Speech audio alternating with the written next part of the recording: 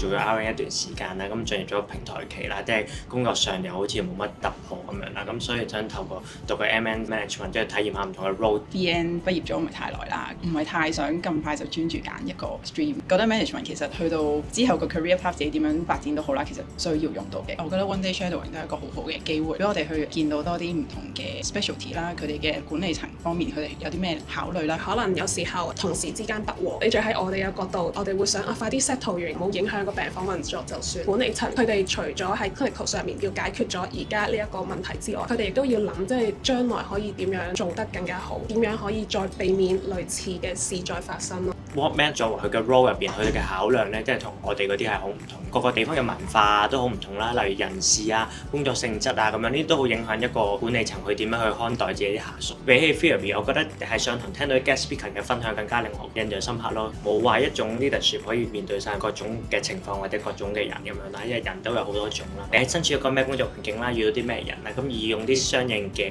方法去應對。有一個係退咗休嘅 MNG 阿 Don 咧，佢有分享過嗰陣時，佢喺 clinical 下屬打電話俾佢就話，即係發生咗一啲大嘅事嘅時候，佢處理嘅手法。佢作為一個 department 最大嘅負責人，會諗得好仔細，同埋係有好多位，即係我諗唔到，原來要咁樣做，係啊。咁讀咗 MN 之後咧，要兼顧下做 IC 啊，發現原來即係人企喺唔同位度睇嘅嘢都唔同。even 連廁所爆鹹水管你都要嚟埋，何況更加高嘅 management 要點樣去令到件事順利啊？點樣去 lead 到呢一班人啊？出 duty 嘅時候啦，人手好短缺啊，好難去滿足到其他同事嘅 request 嘅。咁我覺得之前係覺得自己唔係太中意去同好多人溝通嘅，其實原來再試過之後都發覺都唔係真係咁難。由 follow 啊變做 leader 嘅角色，要 lead 住一班人，即係其實你個心態上你已經係唔同。